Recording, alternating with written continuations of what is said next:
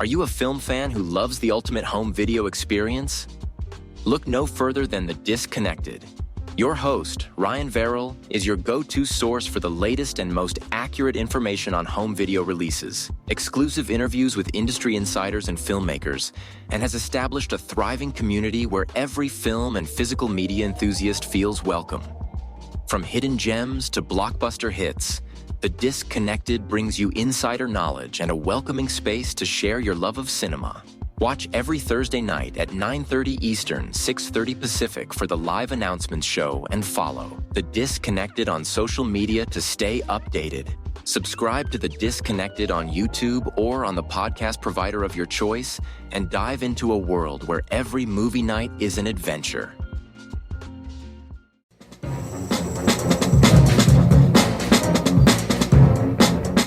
Hello, this is Aaron West. I am the author of the A24 New Wave. In this book, I look at A24's output and I make the argument that we are in a new wave movement right now. A24 plays a major role. This book has a supplemental podcast where each episode is a brief conversation about an A24 related topic, whether an actor, director, or even a genre.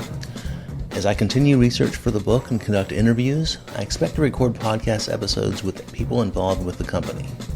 You can find the podcast at cinejourneys.com or wherever you find podcasts, and we are proud to be members of the Someone's Favorite Productions podcast network. Hello and welcome to Tumbleweeds and TV Cowboys. My name is Hunter. In this podcast, I'll be joined by a different guest each week to discuss a classic Western movie or TV show. I've been a fan of classic Westerns for as long as I can remember, and in recent years, they've become very nostalgic for me. I love the aesthetic, the tropes, and I love seeing different filmmakers' takes on them. At their best, they're incredibly entertaining, rewatchable, and some of my all-time favorite movies are Westerns. We'll mostly focus on Western movies made in Hollywood, but we'll also be covering spaghetti Westerns, and one thing I'm very excited to get into are Western TV shows. I've got some amazing guests coming on the show, film professors, historians, and podcasters. And Tumbleweeds and TV Cowboys is part of the Someone's Favorite Productions podcast network, and many guests on the show will be from other shows on the network. Thanks for listening.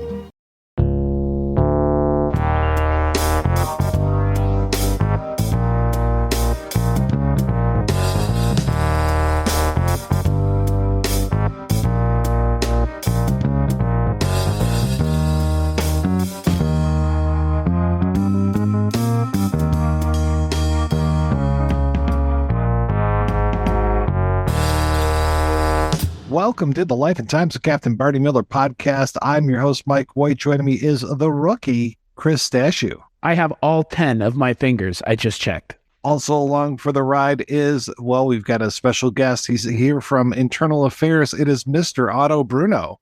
I have not done an anatomical check, but I'm pretty sure I'm all here. Yes, on this episode of the podcast, we are talking about 3 episodes of the original Barney Miller show. We are in the 5th season, pretty much smack dab in the middle of the 5th season. We're talking about 3 episodes, Toys, which originally aired December 14th, 1978, The Indian, which aired January 4th, 1979, and Voice Analyzer, which aired January 11th, 1979. We've got a Christmas episode here, guys. It's a Christmas time. Yay! It's a very subtle Christmas episode, yeah. Very, very, yeah. We're talking about toys, so I guess it kind of, yeah. It's not like these days where it's just like, oh, how do you celebrate Christmas? How do you... Well, there's certainly a lot of discussion of Christmas in this one. We don't actually see as many of the amenities of Christmas as we did in that first one where Nick gets the blue tree. Yes. But it's discussed quite often. And in fact, this was, of course, the first time we had seen Chris's favorite, Liz Miller, in quite a long time. Oh, is that the perception among the listeners of this show, is that I'm a Barbara Barry stan from long ago? Because you're right, I am. It's true. It's true. Those of us who have listened to the show know that you are Barbara Barry's biggest fan. I don't know about that. This is the last time she comes by, and boy, oh boy, do we get wrong-footed here, because we were headed straight for Divorce Town, and it looks like we've made a turn down Reconciliation Alley, but nope, fuck you. We are not going anywhere down that street. This is the last time we're going to see Barbara Barry here. I'm really disappointed that at no point in this episode did Luger show up and go, "Hey, Barney, are you getting divorced?" Like, where's this interaction episode? Where is James Gregory? The question that's being asked by all the kids right now on the street is, where's James Gregory? Because they mention him. They mentioned him, and that feels like a missed opportunity. Don't mention the man. Give us time with him. Well, but you can't have him in every episode. He was in the episode right before that. So he was in The Radical, which was the episode that preceded this one. But that's not the one we're talking about right now. I know, but what I'm saying is he was never a weekly character. That's fair. No, that's fair. I mean, I get it. It's just I like him a lot, and he would have added something to this episode. Right. And I don't want to give anything away, but while Mike is correct in saying that we will never see the likes of Liz Miller again, I might as well give it away and say that they are headed toward reconciliation lane. Oh, okay, good. Wow, that is surprising. Yeah. Huh. Yeah. Well, They reconcile, but we just never see her again. Correct. Well, to be fair, they were together all those times and we never saw her then. So all of a sudden she shows up when they're on the rocks. But when they're fine, who cares, right? Right.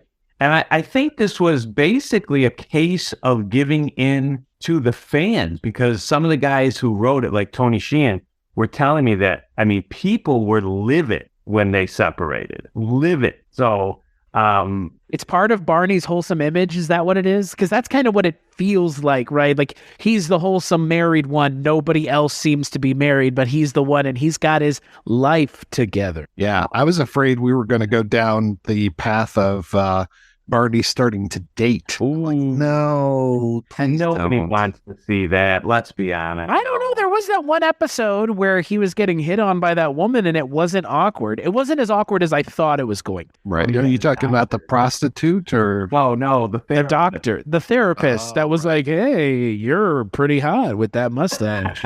Well, that prostitute from the hostage episode, or not hostage, the where they're trying to take over the apartment building. Oh, eviction, yeah. Eviction, yeah. Yeah, she seemed all about that mustache. She wanted to go for a ride. You two are lewd and lascivious.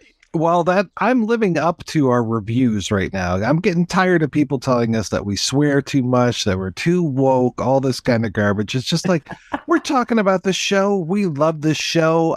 We keep getting these remarks that we don't like the show. If we didn't like the show, we wouldn't be talking about it for how many years are we going to talk about this show, Chris? Quite a few. Yeah. Okay. Actually, you know what? Let's take this opportunity because I'm going to ask Otto here. We have him here, folks. He's hostage. There's a gun to his head. You just don't see it. And this is an audio medium anyways, so I'm an old guy. So let me ask you something. You've listened to our show. You have not only listened to our show, but you've spent more time with Barney Miller than any person other than the person writing a book about it should have. Are we fans of the show? Yes, you're obviously fans of the show. That goes without saying. I mean, I kind of agree with Mike. I think if you're devoting all this time to it, I think you're obviously a fan of the show. On the flip side, I could see where older people would say, "Oh, they're so woke." Because Chris, you and I have had this discussion before. Because I say this to my daughter, I mean, in many ways and in many areas and on many subjects, I would be considered woke. At the same time, I do also feel very strongly that shows should be seen through the prism of when they were made. Agreed. So, and a lot of the time, I'll say this too, and I'm going to be perfectly honest. You have to listen to your podcast, to the Barney podcast. You have to listen to more than one episode, because if they've never listened to anything else, particularly with you, Chris, they have to know your sense of humor, in my opinion. Funny? Me? Never. Oh, no, I don't think you're funny. I don't think I'm funny either. You're trying to be funny. No, oh, okay. Trying. Okay. I am glad that everybody could interpret me as trying to be funny, because I've been just failing upwards this entire time, frankly. I'm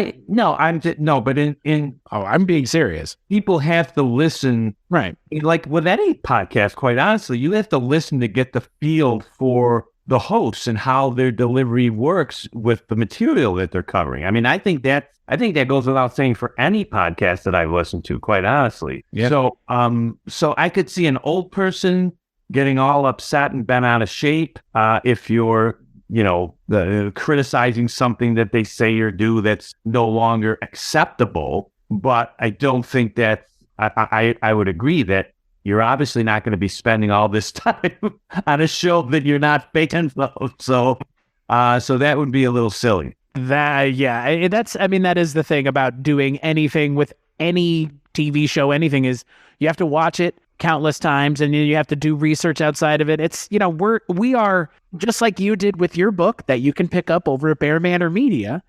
We're inserting ourselves into Barney Miller and standing within the precinct and trying to be as much a part of the show as possible, because that is how you have to, like you've already said, experience this kind of media, because it is from a time and place that it's not foreign, but it feels distant from where we are now. Well, sure, it's almost 50 years old, and if people only listen, for example, if people only listen to you at the beginning, if I'm not mistaken, remind me, I don't think Chris was crazy about Luger at the beginning, and now he seems to love Luger. Yeah, that's 100% correct. And we have rounded the corner on Levitt as well. Boy, haven't we? So, yes. Well, yeah, both of us have, Mike and I, because I want to say when he showed up the first time, Mike, like we were both like, oh, why is this guy's going to be here the whole show? Yeah. Yikes. Yeah. Don't you think I should get a promotion? And I kind of liked it here where he shows up in the plain clothes, with that horrible Herb Tarlick type jacket that he's got going on. Are these episodes out of order, though? Because he shows up with the jacket, and then in the next episode, he's like, hey, Eris, what do you think of my jacket? It's like, well, he was already in this jacket, though. Chris, you make an excellent point. Okay, I'm not crazy then, right? That did happen out of order, right? Because in my book, I write about, like, the episode right before this that we're talking about that Luger was in. He says, Inspector Luger mentions how hot it is for October, but the episode aired. So why, if you know when it's going to air, why would you even mention a time? Right. Just say, it's hot for the fall or something like that. Why would you say an actual name of a month that can be traced back, That was just weird, because like Harris as a character, there's no way he wouldn't have seen Levitt and been like, holy shit, because his reaction was so visceral when he asked him about it anyways. Right. Well, it's funny because I think in the last episode too, the Radical, I can't remember if it's Harris or Wojo talks about how old Barney's suit is, and that he shows up in this one in a brand new suit, which no one, and as Susie wrote in, it's a suit with a vest. Barney never wears a vest. Ever. Yeah. So he looks real dapper in that suit, though. He does. Yeah, well, he does. But I'm just saying, he can't not expect anyone to know it. Oh, yeah. Oh, if he had shown up without his mustache, we're like, is something different, Barney? Like, yeah, you don't have a mustache, man. Like, what the fuck? So we always break down things in terms of A, B, and C plot. I would guess the A plot is this kind of reconciliation that Barney's going through, even though it's really very much at the beginning and the end of the episode. We go through a middle part there where Liz leaves the precinct, and then she'll be back later on, and she's making room for a little bit of what I would consider the C story, which is, and I know the gentleman's name is Sidney Lassick, but I just call him Cheswick from his role in One Flew Over the Cuckoo's Nest, and that he is playing a crazy person, essentially. He is very claustrophobic, and so when they put him in the cage, he loses his mind. And then the B plot for me is these two toy makers who are rivals, and one of them hires a thief to go over and steal things from the other one, and like basically stealing his inventions. It's intellectual property theft, including this. It's so funny because it's basically like slime is this stuff in a jar. And I don't know if this was a new thing back in 1978 going into 79, but this stuff now is so popular that my granddaughter comes over. It's like, can we make slime? And they have like slime kits, like you can use Elmer's glue and saline solution and a few other things. And they will sell a kit of this stuff with colors that you could put into it and all this. And it's like this huge thing. So hats off to you, Mr. So-and-so. I think it's, I can't remember if it's the Stefan Metterling character or which one it is, but this is going to tear up the market, if not now, at least in 40 years. I want to point something out that I would pay money to watch you make slime, Mike. Just to see you making slime. Just like, what am I doing here? I've done it so many times. That's amazing. No, it was really funny because like slime, I think as like it's kind of part and parcel to the growth of YouTube in a way. It feels like a lot of the early growth on YouTube was like, at least in the 10s, was like slime videos and people making and selling slime. So to see it in this kind of such a starting spot, it's in like a glass jar that this guy's like, I've got this invention here and it's going to be stolen. It's going to be so popular. Yes, you're correct. Pogo sticks, on the other hand, I don't know. That's the question I have. Is slime a fad like pogo sticks and a hula hoop, though? Because again, it kind of feels like it in a way now, even. So I know there was some slime that was pretty popular when I was a kid, but it wasn't the cottage industry that it is now. I mean, it was kind of like you would buy like the egg type of thing, and you could get one that had the silly putty inside, or you could get the slime stuff, or it would have actually, it was more like the yellow, like almost like Play-Doh type of cup, and you could get slime in that, and then just all over your hands. And I think they would even market it as snot in some cases. Yeah, slime came after me. That was after my time. And I knew silly putty and Play-Doh, but that was the only thing I knew slime from was when my kids were young and watching Nickelodeon. Oh, you can't do that on television. Yeah, there you go. Yeah. That's it. So, well, which is totally not the same type of slime that we're playing with now, which is much more viscous and right. Yeah, exactly. Right. I'm more of a thinking putty man myself.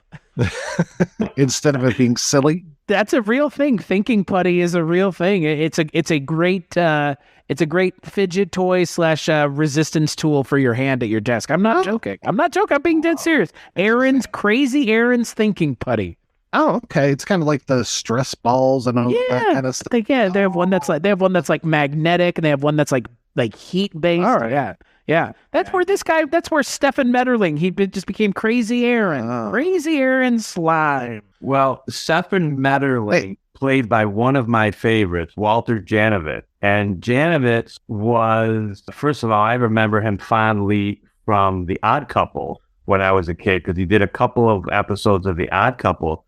But he was also, I think he was in like 10 or 12 episodes of Hogan's Heroes. Nice. And if I'm not mistaken, he was named Otto. And he drove the truck that would bring the guard dogs. He'd take the guard dogs in. And he knew Hogan and the men, and he knew what they were doing, and he would help them sometimes. But he was in a number of Barneys. This was actually his first or second, but his second, because the first one was in Half. The first one is when he's the Polish actor in Half.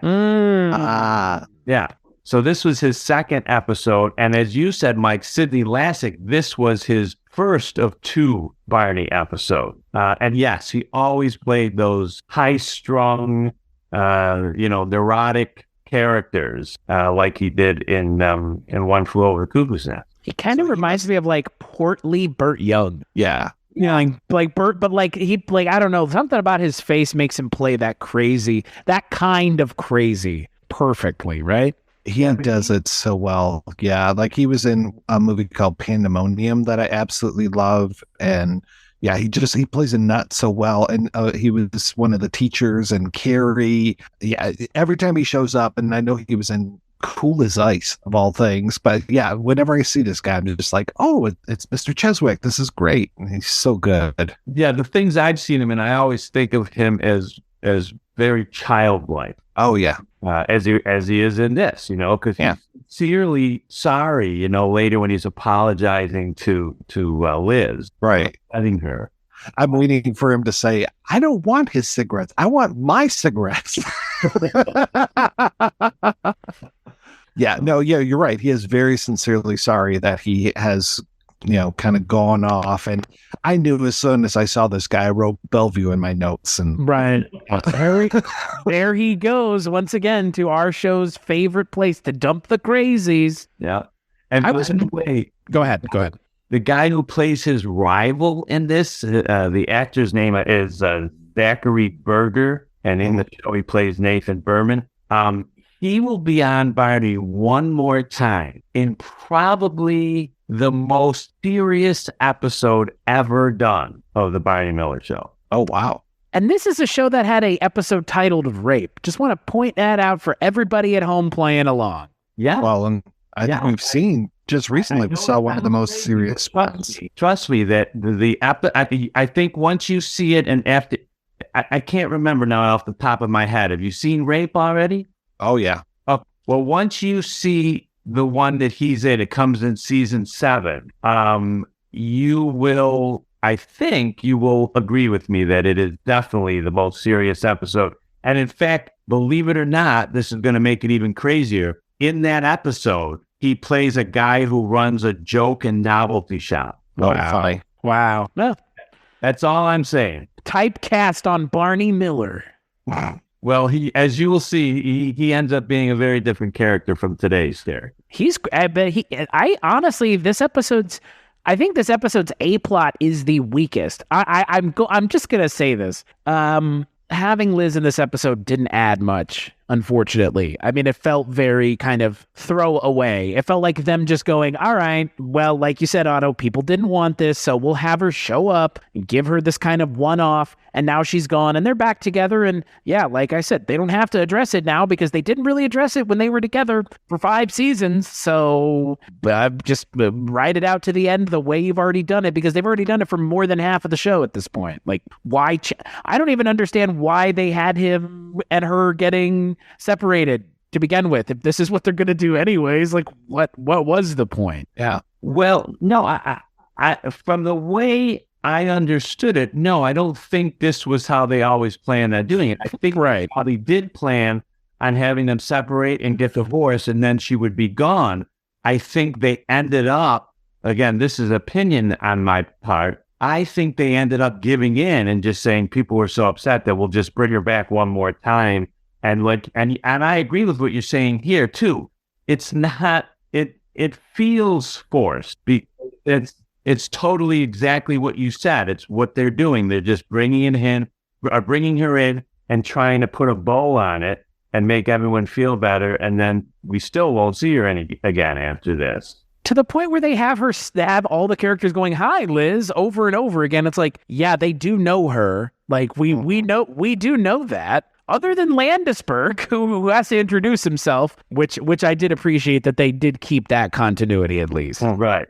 And can we please acknowledge one of my all-time favorite lines when Metterling says, "Let me tell you about the toy business. It's all thieves and cutthroats." And Dietrich says, "I thought it was mostly elves."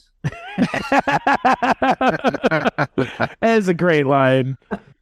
There's to your point, Chris, about no Luger in this episode. I thought for sure that he was going to come in and help Barney, like kind of what's the word? Return the favor, because Luger's the lonely old man, and here's Barney possibly going to be alone at Christmas time. But I was very happy that Wojo comes in and he's just like, "Hey, you can come over to my place and do this whole thing." And I wrote in my notes like, "Oh, Wojo seems to be maturing in this whole thing." And like, "Oh, I'm not banging chicks every single night. Yeah, come on over." And then when it turns later on, when he's like sad, like, "Oh, I'm so sorry, Wojo, I'm not going to be able to make it." And he's just like, "Yeah, no, that's cool." Just basically like, "Yeah, no, I do want a floozy over, so I'm good." He even goes as far as to say, like, "I was lying." Yeah. It reminded me of Naked Gun, where he's like, "I just have sex with all these women, hot young women, all the time." It's like, and Barney's just like foaming at the mouth. Yeah, we get it, Wojciechowicz. You're a good-looking guy. Yeah. I will say, Otto, I do want to thank your book, which you can find over at bearmandermedia.com, for forever placing into my mind that that's a toupee on Max Gale's head, because I, honest to God, for the longest time, didn't realize it was. I never would have picked that up. I mean, it's funny. I was we're doing a rewatch of Scorpion, that computer nerd show, kind of like the Whiz Kids, but grown up Whiz Kids. And Max Gale just showed up in one episode, and he's been bald forever, but I didn't realize that he was bald when he was Wojciechowicz. I always thought that with that weird like Caesar hairline that he's got, I thought for sure that was just the style of the day. Well, I was watching it with my folks, and my mom was like, "Man, what's up with his haircut?" And I was like, "That's a toupee." That is a toupee. That is, and I never noticed anything weird about his haircut. And all of a sudden, it's like I can't stop looking at it. I always thought that was obvious. No.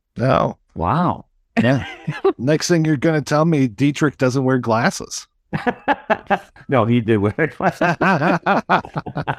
Jack-Sue actually wasn't Japanese. Right. Shocking, I know. Yeah, it was all just makeup. Yeah. I was very surprised that, I was confused at first when they're talking about Mr. Woodman and the Academy. And I'm just like, is this something to do with David, their son? And is he going to this academy or something? And then I thought we were going to get a Welcome Back Kotter crossover because Mr. Woodman was a character that they're talking about. And I was just like, oh, great. Mr. Woodman's going to show up on the show. But no, unfortunately. And then so I wasn't really sure what was going on with this whole thing about the academy. And then it seems like it turns into talk of their cabin that they have. Would it be Vermont that they're going to? I think so. I think it's Vermont. Yeah. Yeah. So it's kind of nice that Barney can afford to have a cabin on his salary. So I don't know. Maybe it's time to call internal affairs, if you know what I mean. Well, we'll see then before that is over. But I was going to say the same thing. Where's Scanlon when you need him? Just get him in on this. Barney is up to no good, folks. It turns out, it's plot twist. Barney Miller is taking bribes this whole time. It's been interesting was that the reference to, she says, well, David, he'll be up at 6 a.m. Right. And I'm thinking, okay, well, we've seen David in January of 1975 in that first episode. I'm thinking he's at least 11 in that episode, right? Yeah. 11 like that. And this is like 4 years later, almost 4 years later. So he's like, 14, 15? I wasn't still getting up at 6 a.m. at 14 or 15. Maybe he has a paper route. Yeah. Well, that's that. But they do also gloss over, although I know that there were a lot of Jewish people who also celebrated Christmas. But I mean, technically speaking, Barney's Jewish. Yeah, you would think they'd be talking about going out for Chinese food. Exactly. And asking, if Nick was around, asking Nick where to go. Right. I'm not Chinese. I don't know, Barney. Right. There, we wrote the piece of dialogue that didn't exist in this episode. You're welcome. Didn't Fish do that once? I think Fish something to that effect, Ryan. Yeah. Where's a good Chinese restaurant? Right. Yeah, I think you're right because I think he ended up taking out Bernice for a dinner or something. What's Fish up to right now? Is he like raising kids out? Man, some precocious little shits out there in one of the boroughs. Talk about detours, Chris. We're going to have to go down that road one of these days. I don't know if we should take a pause at the end of season 5 and bust into Fish territory, if we should save that to the very end and bite that bullet then. Is that when it would have canonically been? Is it the end of season 5? I think it would have been before. Yeah. I feel like at the end of season 5 is as good a time as any to maybe take a momentary, and not even a detour as much as, those places along the side of the highway where the truckers blow each other. Loves. Yeah, rest stop. Loves is also good. Yeah. But a rest stop, yeah. A rest stop where take a picture of the historical monument or plaque that's there. Right. Okay, we don't need to go, and I guess theoretically realistically we can't, because there are only a handful of episodes of Fish available anywhere, anyways? No, it's the first season in toto we can get. The second one we can look at through a Canadian video player. Otherwise, I just was able to find 3 or 2 episodes.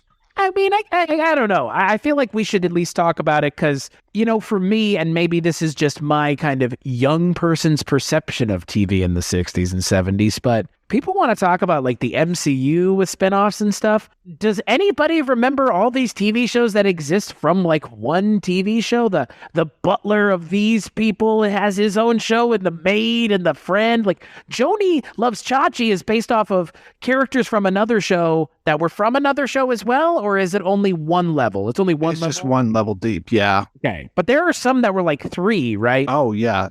Like Maud goes to Good Times, yeah. Or like even like last night I was playing Golden Girls trivia, and there's Empty Nest, which was a spinoff of Golden Girls, and then there was a spinoff of Empty Nest called Nurses. So yeah, these things can generate down the line. It's kind of wild. Well, Clear started that. Right. Those multiple ones. See, now, I don't consider... See, if you say that about Joni and Chachi, then you're basically saying Happy Days was a spinoff. It wasn't a spinoff.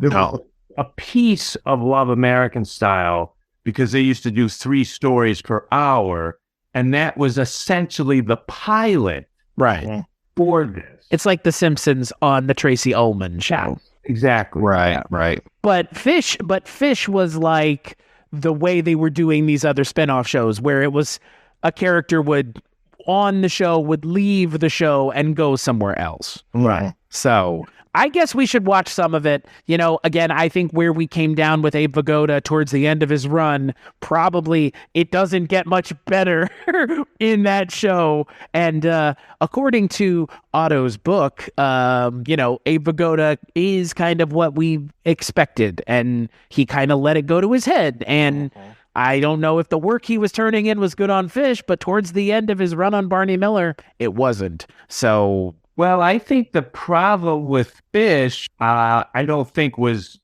necessarily Vigoda's fault. I just don't think, my personally, and I think I probably do say this in the book, I think the premise for Fish was incorrect. Yeah, well, Fish with kids? Isn't that what everybody wanted to see? Yeah. What a fucking nightmare. They literally learned from Barney that no one wants to see the home life, and then what do? They put him in a domestic comedy. Right. It makes no sense. So on that one, unless he wanted that, which I can't imagine, but maybe, I don't know. But I think the whole premise was incorrect. I've said this 1,000 times. I think they should have put him as like a security guard somewhere where you could have a lot of loony characters coming through, and he could be making his sarcastic asides about all the people that he has to deal with every day. Exactly. What if he was a cop in the park? And he had to dress up and drag every day? Or he had to deal with random Charles White Eagles sitting on the benches wanting to die. Oh, boy. You mean George Tenfingers? Yeah. Oh, my Lord in heaven. Yeah. Chris is taking us right into the next episode, The Indian, which, I realize this is one of Max Gales's favorite episodes, from what I understand, because we're talking about Native Americans, which is a cause that is very close to Max Gale's heart. Yes, this was one of his 2 ideas that he was able to get in. Well, that from what he said, they promised him he could get at least 2 storylines in with Native Americans in it. And of course, the other one we don't see until the 4th episode from the end of the series. And that 4th episode actually propels the final trilogy of the show at the very end, season 8. But yes, this was his idea in a sense, because he wanted a couple storylines that would incorporate American Indians into it. Because he's been involved in the cause for 50 plus years now. Oh, yeah. Fighting the good fight, what Max Gale is. Oh, very, very, very close and respected within that community. Yeah. So we've got, again, our A, B, and C plot. The C plot in this one, very minor. It's basically Levitt is a little jealous of Zatelli, who is back in this one. It's been a little while since we've seen Officer Zatelli, and from what I remember from your book, Otto, it is going to be, we're going to get a lot more of Zatelli as we go along here. And I'm hoping that Levitt will get out of his funk, maybe stay in the plain clothes for a little bit. But yeah, to your point earlier, Chris, it's weird that he's back in uniform later on and that he's, being noticed in this ugly jacket for the first time in this episode. And there's also a really weird line that Levitt has towards the end of this episode that I want to point out, and I think Otto knows maybe what I'm talking about, where, and this might be me being a fucking wokester, and it probably is, but I don't frankly care. The line that he has to Maggie Dubois is a little strange, because I assume, or it is implied, it's the implication, as they would say, that he is offering her to do sexual favors to get out of whatever trouble she might be in? I wasn't picking up on that. I was picking up that he wanted to take her home and was hoping for a little eat-er once they got there. Well, yeah, but he was expecting sexual something. He was coming on to her in an uncomfortable way. I was going to say, I would say he was coming on to her. Okay. I, of course, of the old and very, very clean mind would not have assumed that he was looking for but nowadays we would assume that he might have been looking for a future date or something. This is the same show which involved an episode titled, and I quote, and Otto knows what I'm going to say here, the Harris incident, or is it the Harris incident, or is that what's the not the Harris incident, the thing with Steve Landisberg and Dietrich, right. What was that called? They were like, he groped me, and it's like, there's no fucking way he's gonna grope. That is the only original script that I own, because one of the people who worked on it, Shelley Zellman, sent me her copy. Oh, wow. That's amazing. And that was with that very flighty Miriam Byrd Nethery. Right. Yep. Who was married to the recently departed Clu Gallagher. Oh, wow. Yeah. But, they obviously, they always lightly touched on mature subject matter. But again, they didn't, they never really went to those places too much. I mean, the things that they do and say with Wojo is pretty, interesting for that time. The only people who were usually being quite that explicit in the 70s was Norman Lear. Everyone expected that. In fact, I believe there is an episode later on in the series that will shock you because Harris uses the N-word. Oh, on the show? On the show. Where else, Chris? And and I will tell you. Thanks, Mike. I'm sorry. You motherfucker. Oh my God. God damn it. That was a rather common occurrence on a Norman Lear show. Oh yeah. Well, and especially on my God, on Sanford and Son, the poof. Right. Cow. Yeah. So tonight, where else? Yep. I deserve that one. It was funny as fuck.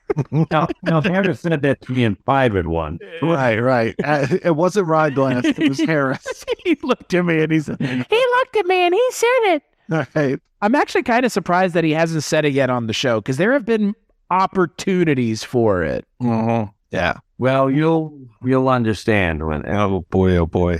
Yeah. I was very happy with, I guess it would be the B plot here, which is Alex Elias, who we've seen on here before, and Chris, she's more known to us as Hot Coffee from Citizens Band. Yeah, that's right. Love her and her voice. And Phil Leeds is back. I think this is like his 5th appearance or something as Horace Chandler. They couldn't torque him out of showing up on this episode. I know. Yeah, I get that History of the World Part 1 joke. And you and like one other person was in this episode. Alex Elias is Maggie Dubois, who she starts off the episode that her shoes have been stolen. And yeah, it's basically if Quentin Tarantino didn't get a film career, he might turn out like this Horace Chandler character, because he's going around taking the shoes off of women and fondling their feet. Oh, like that. Oh, like that. Oh, yeah. All of that stuff at the beginning is so good. And just those knowing looks and how clueless she is. And at one point she's like, have I been violated? Yes, maybe. Yes. I love when he says that. Haven't been violated. And I love when they catch him and he's got all those shoes in his bag. Like, how long has he been doing this today? You know, this does not seem like this is yesterday's catch. This seems like it's all what has been going on today. They dump out all those shoes and she picks hers out of there. And of course, then they're evidence. And so she's shoeless again. And that's how Levitt ends up trying to take her home and maybe cheer himself up because he is so bummed about this Zitelli thing and that he's never been told that he does, quote, excellent, unquote, work by Barney. Right. Well, first of all, I'm sure I've said this before too, but there are few faces in the history of television that were as great as Phil Leeds. Oh, he's so good. I love his face. He looks like a living parrot. His long lost brother would have something to say with you, Otto, otherwise known as the other face having human being, Don Calfa, who looks very similar to Phil Leeds. Like they're like so close it could be like father and son or brother and brother. Now I was going to say Leeds was older than Calva, so yeah, they could have been father and son. They have that same like hang dog kind of. Yeah. I don't know, the droop, the natural droop of their faces is just so fantastic. Yeah, the droop and then the hair that kind of sticks up sometimes. Yeah. Oh yeah. This is Leeds' fourth of what will be 7 Barney appearances. Wow. That's wild. Yeah, 7 different Barney appearances. Yeah. Oh yeah, he's had so many amazing appearances, and he'll just show up in like tiny little things. Like I remember he was like an emergency room ghost, like when Patrick Swayze sees him in Ghost, and he's Dr. Shand in Rosemary's Baby. I mean, this guy's been in, I think he had to have been in like over 100 things at least. I wouldn't be surprised if it was top of 150. And then Alex Elias, she's still working and she's still doing a ton of stuff. And she's got that great voice, that great squeaky voice. So yeah, with the two of them, I'm like, just give these two a show, you know, whether they're the same characters or not, but these two character actors are amazing. Yeah. I would definitely think that Phil Leeds did more than 150, maybe 200 different things. I wouldn't be surprised. He was in so many things. And in fact, at the very end, I think it was one of the last, if not the last thing he did. He played the uncle on Everybody Loves Raymond. Wow. And he, at that point, he was like, had shrunken. Oh God! Like a little doll. He must have weighed all of 85 pounds or 90 pounds by that time. And he looked like he was 120 and he was probably only about 80. But yeah, he worked a lot for a long, long time. Oh man. Yeah. And then the B plot is the whole thing with the A plot is everything with the Indian, the titular Indian, or I suppose we could be politically correct and say the Native American. I think it'd be even more politically correct and call it indigenous. And man, oh man, that's this story and just Wojo's helplessness, like really trying to help this guy out. They find this guy in the park. And I think he thinks that he's dead at first. Is that right? They think he's dead multiple times in the episode because exactly. Alex Elias comes in and even thinks he's dead. So I think Wojo brings him in because he thinks he is dead. Right. Well, no, I think they had gone out there originally. Hadn't he started a fire or something? Oh, yeah. No, you're right. Yeah. Yeah, I think he had, and he started a fire without permission or whatever. And they bring him in and then, he's waiting. The wolf is coming to take him home, basically. That's right. Yeah. And the only thing that Wojo can think to do is basically take his case as high as he possibly can and contact the Bureau of Indian Affairs. Yeah. And they send out Richard Stahl, who's another amazing face, as Phil Owens, who, I mean, it feels like this is the second or third time we've had an official show up who is just so tired of their job and wants nothing to do with actually helping people. It kind of reminds me a little bit, and I know this is slightly different, the guy who showed up from the UFO Bureau and who was just like, hey, Wojo, you really didn't see anything, and just trying to convince him to basically shove off and not complain at all. And it's basically kind of the same thing. Just like, oh, I am so tired of all this stuff, and I've got a meeting with the Ojibwe in half an hour, and then I have to talk to the Iroquois, and he's just he wants nothing to do with this case, and he gets really angry that it's been conflated or brought to his attention. He's just like, no, I don't need any of this. Just leave me alone. Beleaguered is probably the term best used for these official characters. I do like that this gentleman apparently thinks that Wojo is the name of an indigenous person. That was good. That was good. That feels like Max Gale was like, get this line in there. Make sure this line gets in there. Well, he hasn't had anybody make fun of his name in like a whole season, I think. Right, man. Yeah.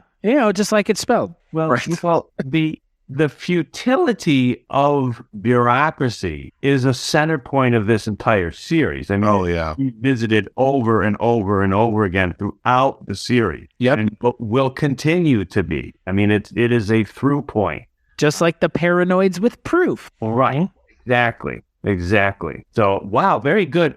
You must have read a book about this show. I have. Available over at bearmanormedia.com. You've been mentioning the book, but you haven't mentioned the name, Chris. What might be the name of that book? Captain Barney Miller and the Files of the Old 1-2 by Otto Bruno over at bearmanormedia.com. That's a sound clip right there. Gotta give credit where credit's due. Honest to God, like, I love books that do episode recaps. Like, the fact that your book has it, and at one point it may not have, I'm glad that it does. You have a really good memory. Yeah. Yeah, you had mentioned to us at one point, I think when we first met you, that there was a moment where you wasn't going to have the recap in it. So, yeah. People wanted it. I asked some people who were fans, I'm like, what do you want to see in this book? And that's one of the big things. So I said, okay, fine, I'll do it. I just wasn't sure if people would want them. 171 episodes later. Right. Almost double syndication. Yeah. Well, I appreciate you, Chris, because I was just told again yesterday by someone who knows me that I'm not a good self-promoter. And I can't disagree with that. I'm not a good self-promoter. You don't toot your own horn. You're not a tutor. I'm not very good at that, no. It's okay. It's okay. That's what we're here for. One of the many things we are here for. I have to ask you, though, because, again, you are a font of kind of the overall Barney Miller canon. Again, not that we're not, but we're getting there. Is this considered one of the better episodes of the show? Like, okay, yeah, no, I think it's a very good and it's an interesting episode because of the way it tackles the Indian character. It's so kind of different and smart for the time. It feels a little bit more dialed in than I would expect a show. Not that I didn't expect it with this show, but I would expect of a show at that time. Well, I think that's exactly it. The fact is that while there might be aspects that wouldn't fly today in circa 1978 or 79, that treatment of that subject matter was so far ahead. Right. And that is totally, I'm sure, due to Max Gale's influence on the episode. Oh, yeah.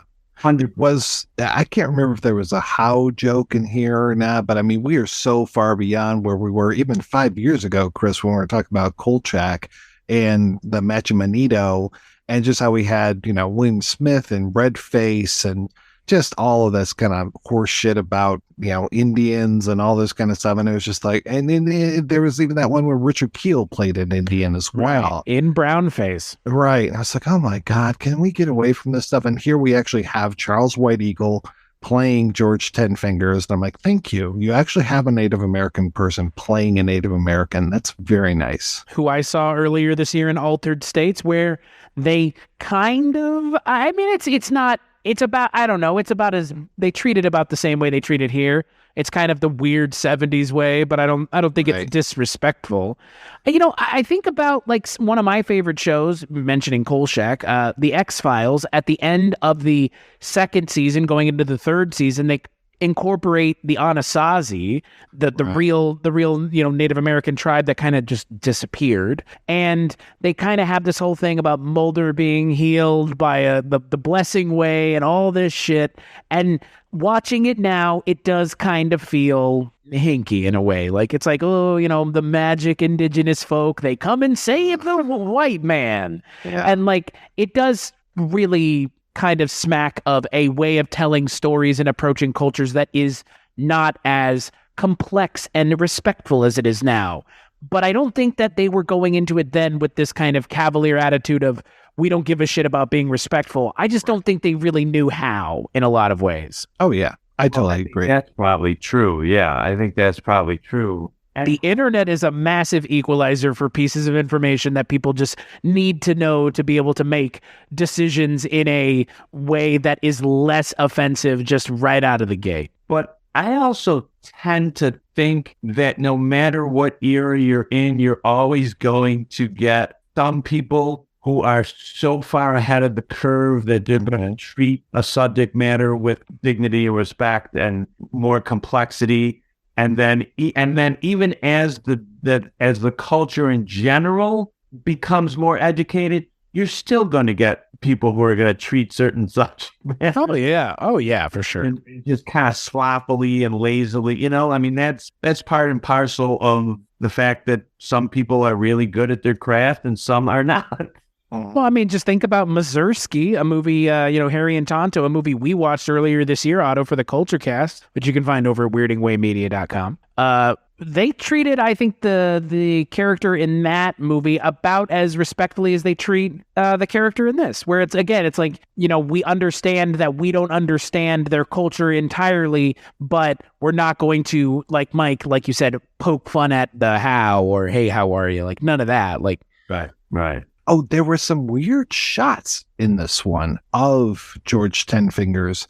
We talked a couple episodes ago, I think, Chris, about some of those weird insert shots of Dietrich. Mm-hmm. And in this, we get other insert shots, and they're from like a higher angle looking down on him. And then later on, we get like regular, like the camera's more level with his eyes. But it's just this odd thing when they're talking about him and the camera's up and looking down. I'm just like, what are you doing? Like the lighting is a little bit different. I mean, it's not as off as those intros now of Levitt and Dietrich, which just stick out like a sore thumb in the opening credits. Yeah, they really do, don't they? Oh boy, oh boy. Hold on to them too long. They sure do, man, especially poor Dietrich. And it's just like, it feels like he's just telling a story to somebody and laughing at his own story. And they just keep holding and holding and holding. 2 seconds longer and it would have been Police Squad level of parody. Right. Yeah, the wall falls down behind him. Levitt standing there fixing his tie, and in the background, Landisberg's just on fire running by. And funny that you say that, because I was thinking, I had not watched anything from season 5 in a while, and I'm watching that last night, and I'm thinking, they're holding on this shot way too long. Yeah, I really hope that they won. Well, obviously they're going to have to drop Jack Sue in season 6 in the opening credits, but I'm hoping they go back to the opening music from 2 seasons ago, which is, it doesn't do that jump of octaves, and it overstates welcome one whole, the bar too long, where it's just like they go, you're up here, and then it's like, oh, and then here's Luger, and the music goes higher, and it's like, no. Just go back to the old stuff. I just missed the freeze frame of Hal Linden going when he's laughing outside of one of if not the only time ever in the show we essentially see in front of them walking in. It's just him going, which it is my favorite freeze frame. That and the freeze frame that exists because they had to put it in the intro. Max Gale doing karate for literally no goddamn reason. I kind of miss that. I miss it too, because it was like, man, that still makes no sense. Mm-hmm. He was taking karate training. Just in that one episode, we're going to use that for the opening credits. And one episode, right? Yeah. And now it's him at that board, and I just keep looking at those other names on the board, and I'm just like, where's Mike? Where's Mike at? I was waiting for Mike to show up when Barbara Berry showed up. There was Mike. Hey, Mike. Hey. Yeah, I brought my favorite policeman with me. Yeah. God. Mike is gone. Mike is not coming back. You two, get over it. Oh, yeah. We just can't let it go. You sound like our comments section. Let it go. The in-jokes are too much for us. Mike, oh my God, that was played by... Oh, yeah, the guy that was, he was another Kolchak veteran. I think it was played by Art Matrano, wasn't it? You're right, yes. Right.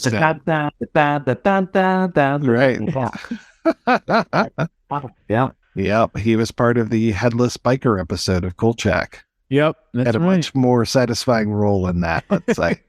See, now, I've never seen all the Kolchak episodes. I've seen the movies, and I've seen some of the episodes. Oh, well, When the DVD came out, I kind of got swayed from buying it because people said, oh, it was a two-sided disc and people were having trouble with the disc and all that. So I got frightened away from it. Now, there's a Blu-ray out there right now that you should totally pick up. No, I like Kolchak. And I didn't watch it when it was originally on because at the time, I think it went up against Dean Martin's Celebrity Roast. oh boy. Yeah, you gotta choose your battles. And Dean Martin's Celebrity Roast was, holy cow, was that good? There was no question in my mind at that age. Oh, yeah. I don't even know what you guys are talking about, but I'm engaged already. Oh, yeah, there's some great stuff out there. I want to say that we even have a clip of Peter Falk on that roast. If not that, it was something very similar. Yes, Peter Falk plays Columbo. Yes. On the Frank Sinatra roast. If you have never seen a Dean Martin roast, I beg of you to watch some over the holiday. I beg of you. It's so good. It is so good. I can't wait. I want to hear your. Hey, I'm a fan of Dean Martin. He looked really bloated in Cannonball Run, so maybe it'll be better. Oh, it definitely is. This is Dino, not necessarily at his prime, but definitely. Well, but he's blitzed out of his mind, but he looks a lot better than he did in Cannonball Run, because this is almost 10 years earlier. Oh, well, that's good. Well, it's horrifying, but yeah. Yes, it is. Yep. Yeah, but One of the few things from 2022 that Dean Martin just looking like a bloated fat man. But Chris, you are a student of film and television. So the great thing about these roasts is how bizarrely edited they were. Oh, yeah. Okay, so that they would have, say they'd have a dais of 18 people, right? But in reality, there were only 6 people, or 12 people there. But at the beginning, when they'd announce everyone coming in to sit down at the table, Oh, no. yeah, they were just and then they would have the guy or woman stand there in a studio and talk and turn their head as though they were talking to the roastee, but there's no one there. And oh my God. And they cut all these shots of people on the dais laughing, except for the fact that they would show the same cuts of them laughing 3 or 4 times at the show. Man, I wanted to know how much cocaine were they using in this editing room? Because it sounds like it would have been a fucking nightmare. They were probably all drunk, but the guy who made it was a guy named Greg Garrison. He was Dean's producer, and he was very protective of Martin, and he wanted to make sure they got what they got and made it possible so Dean could do the least amount of work. Fucking of course. Yeah, this is the truth. I mean, he started with that was the point on the variety show, and this basically talked about spinoff. This was an offshoot of the variety show because when they got tired of writing an entire hour-long show, they started taking the first half as the variety show, and the second half started as these roasts. And then eventually they just started doing the roast because it was even that much easier for Dean. And basically everybody just read off cue cards that the writers wrote for them. Uh-huh. There were only a few people who were allowed to write their own stuff. Basically Jonathan Winters, Don Rickles owns. Oh, now I'm sold. That's all you had to say was Mr. Venom himself. I wish he's one of my fucking favorites, period. I bought my grandmother the whole set because they used to sell them off of TV all the time. And like, oh, the Dean Martin roast, and you'd buy like the DVD set. And I wish that I would have been able to get those after the old lady kicked off, but I don't know where they ended up at. But God bless her. Oh, nice. Don Rickles, man, yeah, I was wondering because I was trying to think to myself, like, who would have been there doing those? And like, there's only one name that came to the front of my mind was Don Rickles. So I think it's safe to say, I think Mike might agree with me. Rickles was at his absolute best on these things. Yes, absolutely. But do they ever have anybody from Barney Miller on in there? Abe Vigoda did some roast. Oh my God, that's amazing. Yeah. The level of celebrity on here is pretty amazing. I remember Orson Welles showed up once, if memory serves. Yeah, Jesus, more than once. Wow. Yeah. Orson Welles was on the Sinatra one. Oh, there you go. Yeah, that's why I think I remember it the most, because I've got that folk clip where he's playing Columbo. That's amazing. So let's move on to the voice analyzer, which you guys are going to have to help me out here because I remember 2 storylines going on and I don't remember the third. The main storyline is the voice analyzer itself, which is, it's basically a lie detector test. We've got the return of Lieutenant Scanlon coming in here, George Murdoch just doing his thing, and a man that you love to hate. He is so despicable, and I love when he shows up because he is just so awful, and he always gets humiliated, which is fantastic. Right. So we've got him coming in, investigating, because there's a newspaper story where it's been reported that people from all of these different precincts are taking bribes, including the detectives of the 12th precinct. So it really narrows it right down. It's not another shift. It's not somebody on another floor where they've got the plainclothesmen. It's this group of guys. Somebody is a dirty cop, or are they? Because it's just being printed in the newspaper, and we know all about fake news now, don't we, folks? We know all about it.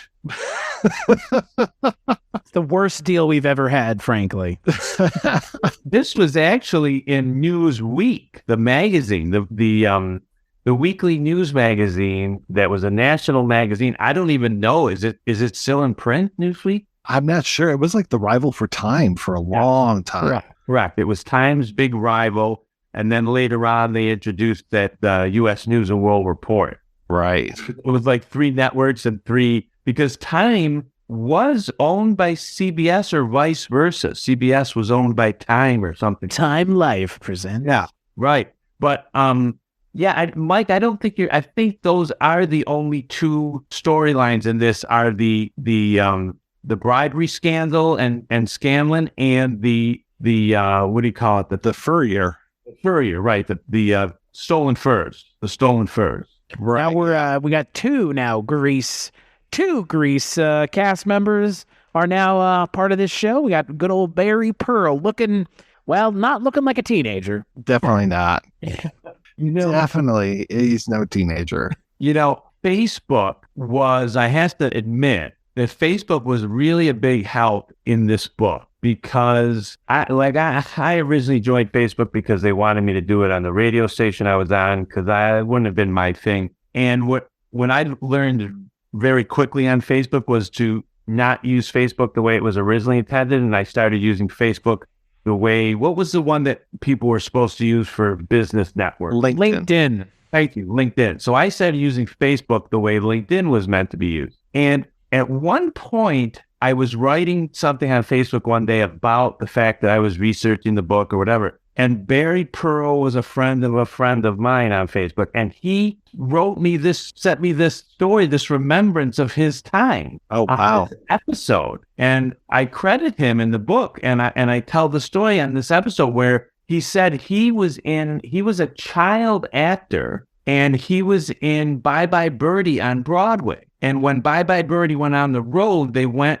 for a while and did it in Vegas in one of the big hotels. And he said, while I was there, I saw Jack Sue in one of the hotels. I think it was the Frontier, he said, doing Flower Drum song. Oh, wow. And he said, for whatever reason, I was just so impressed by Jack Sue and so amazed at him. And I really admired him. So he says, when I got the gig on Barney, I was so excited because I was going to meet one of my heroes. Oh my God. Wow. And he said, I was very upset the day I got there because I found out once I got on set that he was in the hospital with esophageal cancer. Oh, right. And to add something even eerier, the day this episode was aired, January 11th, 1979, was the day Jack Sue died. Right. Oh, man. Yeah. Side note, Barry Pearl, super awesome individual as well. I actually have had the pleasure of speaking with him when we did a episode on Grease, what feels like probably close to a decade ago now. So Wow. I love seeing him in things because he's not in enough stuff, but he's good here. They just don't have much for him to do, unfortunately. Right. Yeah, I thought he was very good, but yeah, the part is not a big part. But yeah, from what I know of him on Facebook, he's a very nice guy. Yeah, very nice guy. Yeah. Yeah, so we've got this guy who is trying to scam the system. Alan Rich, another just super familiar face, my goodness. And he's there as Mr. Ramson, who's had his car stolen, and his car was stolen with $20,000 worth of furs in it. So, oh my gosh, we got to make this police report, start the insurance procedure. And of course, we're going to get Barry Pearl coming in later on, talking about just that there was no value to these furs whatsoever. And yeah, wouldn't you know that he's trying to scam the insurance. So thank you, criminal, for actually helping us out here. And meanwhile, we've got George Murdoch, Lieutenant Scanlon, going through now and investigating every single member of the old one too, and using this, like I said, it's basically a lie detector test, but it uses the waves from your speech and tests the stress inside of that, and we get varying results here, especially Wojo just almost blowing out the machine. And then here you go, Chris. Here it is, baby. Hard. Well, we have the confirmation that Dietrich is actually an alien from outer space. It's true. It is true, Your Honor. This man is an alien. This is canon, yes, Otto. Is this not canon, or is this a joke? At the end, he says, I was born October 12, 1947 in Columbus, Ohio. And then they all look at me and said, hey, it had to be said. So, yes, I love that aspect of the episode, just as I love that episode where the guy supposedly comes back from the future. Have you guys seen that one? Oh, yes, we have. With oh God, Richard Libertini. Yes. Yep. And he's like, hey, Dietrich, you're not Arthur Dietrich, are you?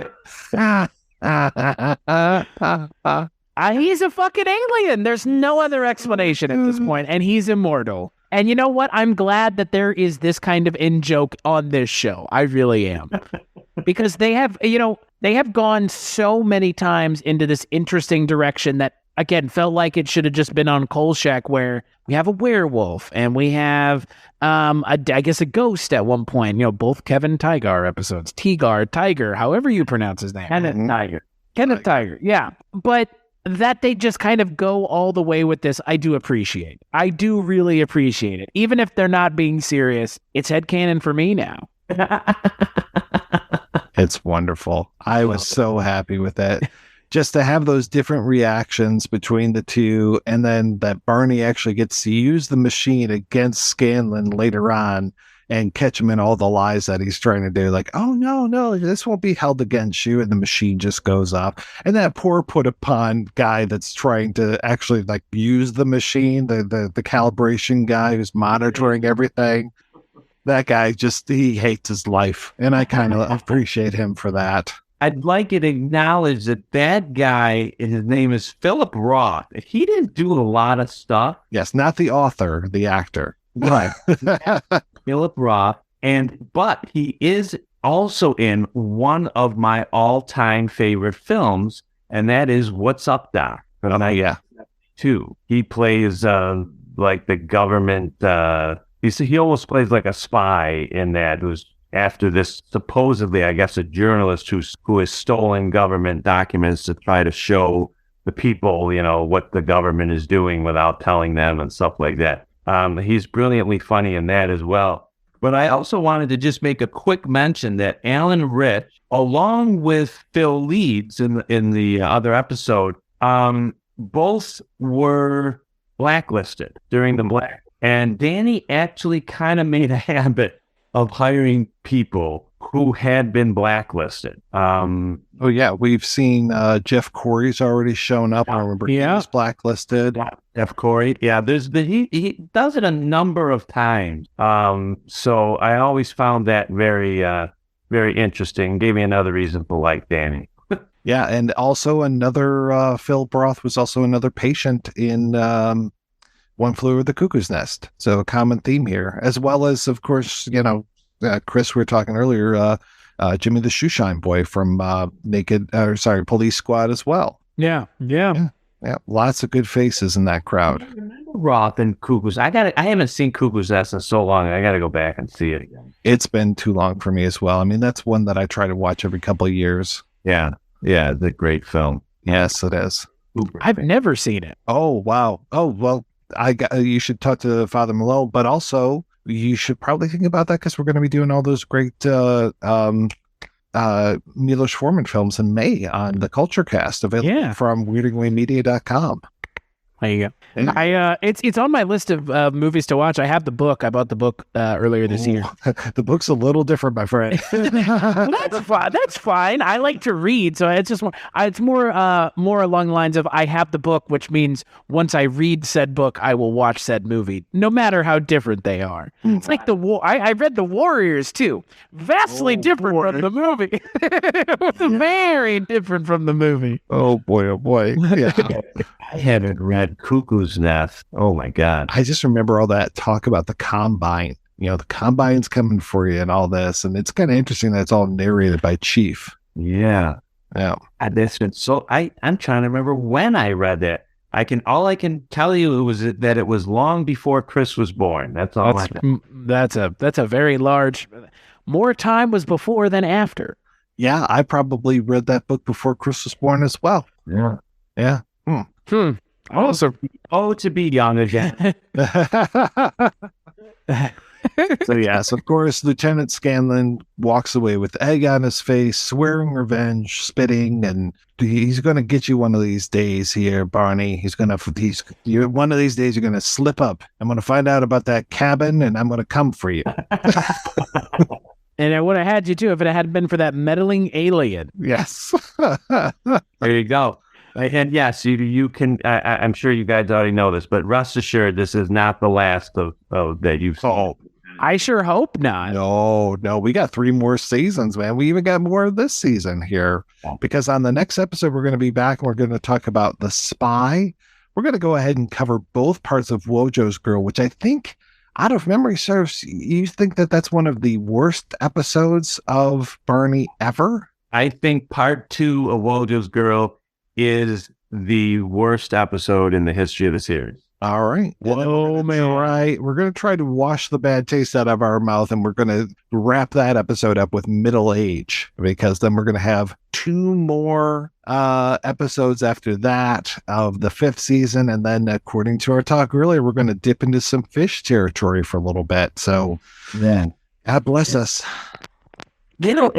Interestingly enough, I think in the book I say that one was kind of, that episode didn't seem to have the same energy either, but then they get right back on track after that with one of my favorites called The Counterfeit.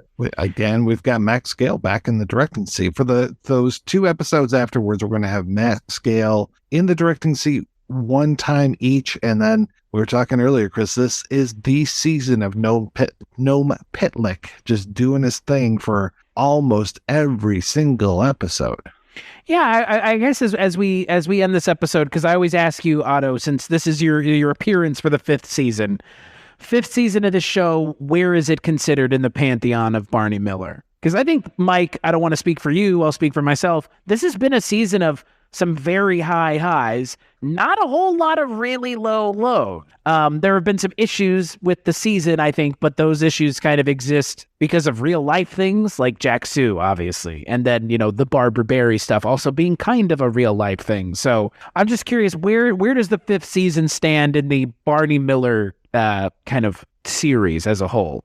Well, I mean, I still think it's the only season that I ever felt was like, I think season 7 might be the weakest season. And then I think they make a little bit of a comeback in season 8. Danny will be gone in season 6 and season 7. Right. Due to health issues. So that may have been affecting him in season 5 as well. I think season 5 is still a strong season. There are a few missteps in there, but I still think season 5 is a very strong season. And you get some, like you say, you've got Scanlan in it. You've got coming up, we are going to be introduced to a character in season near the end of season 5. We're going to be introduced to a character that will be recurring for the rest of the series. That is a very interesting character, in my opinion.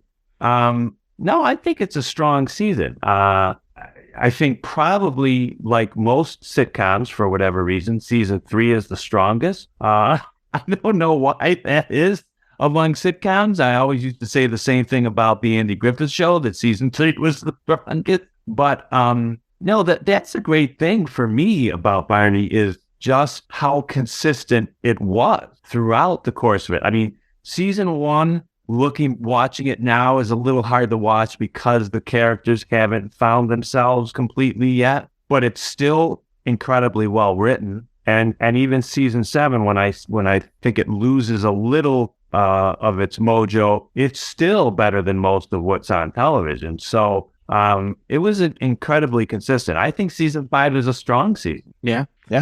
We just only get your time once a season, so I figure gotta ask holistic when we can. So yeah, right. No, I think it's a good. There's some good episodes. Like I say, I love the counterfeiter. I like the Indian.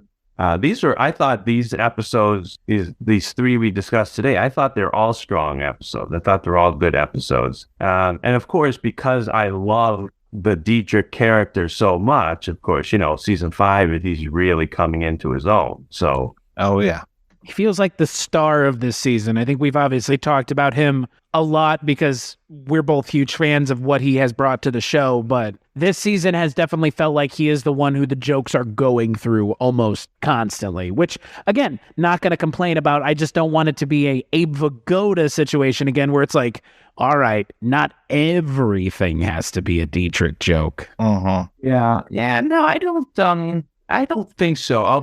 Although, yes, I do think he is the funniest character per se throughout the rest of the series for me, because people always ask me, what's your favorite character? And I'm like, well, my 2 favorite characters, one was Nick Yamada, the other one was Dietrich. But I loved all the characters. I mean, I liked all the characters. There weren't any that I didn't like. But I do think Dietrich is the funniest in terms of the lines and things that he gets. You're going to have the big storyline with Harris and his book coming up, and Wojo continues to mature. Barney, in my opinion, as we go on, so it'll be interesting to see when I join you guys for season 6. Barney, as we go on, you tend to see him start to get more frustrated with the job and with the fact that, and I think he uses this analogy in one of the shows, them spinning their wheel. Oh, yeah, crime's always a problem. So maybe it's about time that Barney take the law into his own hands. Definitely style. Barney Miller. Barney Street vigilante. I mean, at some point they were just like, all right, Charles, we need to replace you with another actor who has a great mustache. Hal Linden, what are you doing? Stage? All right, come on down. You're right. Well, and speaking of people that have great mustaches, Otto, what are you up to these days? I'm growing out my full beard. Did you know? I like that, yes. Yeah, well, you got like a little color differentiation here. You got the darker and then the lighter. I got some weird shit going on. I think I might be doing the same, but yeah. It's in the winter time I let it go full phase, but yeah. Actually, I have started work on a new book, but I'm not saying anything yet because I'm one of those people who always gets a little ticked off when you hear someone on a show saying that they're doing a book or they're doing a movie and then we never see or hear of it again. But haven't you just now done that? Well, no, because I didn't tell you what. They didn't tell her what it is. Yeah, could be anything. If I come out with a new book in a couple of years, you don't know if that's the book I'm working on. Very fair. I could abandon it and start something different. It's fair. Valid.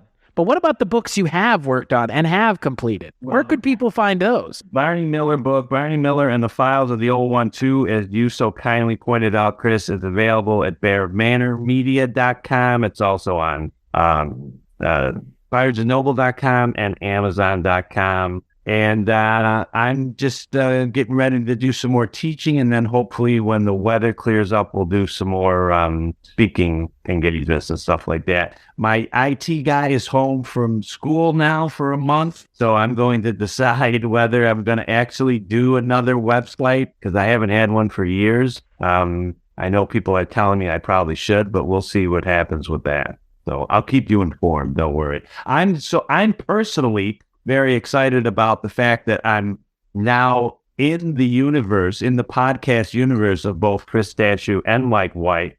Chris Dashew, I've already done 2 culture casts.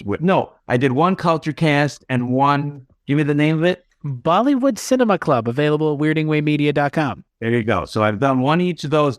And then the honor of all honors now coming up, because it's hard to get into it. Well, it's hard to get into it for what I... Damn straight it is. Unless you know a guy. If you know a guy and you know the right guy, it's not as hard. But that guy's got to like you, too.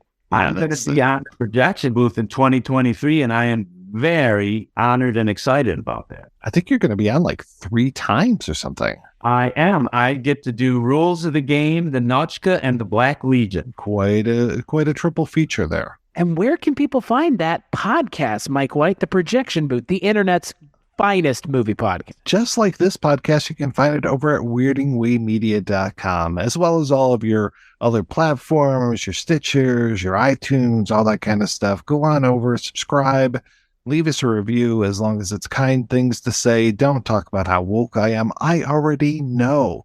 You're not warning anybody. Everybody that listens to the show knows that I'm some sort of dyed-in-the-wool liberal a-hole from Detroit. So that's what you get. He bleeds blue, folks, and not the kind where you're backing it. Wait a minute. I'm the writer of Barney Miller book, and I consider myself pretty woke. So I endorse this man and this podcast.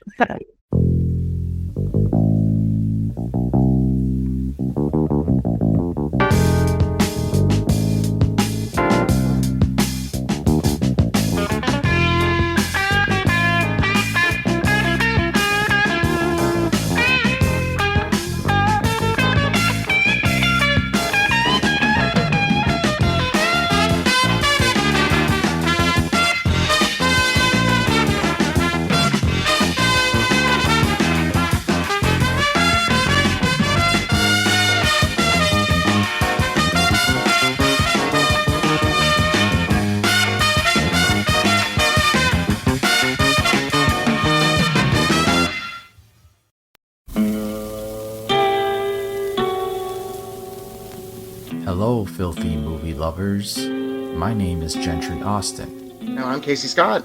And we're the hosts of the Sin Syndicate, film podcast for something weirdos, anti-criterion bros, and Joseph Sarno aficionados.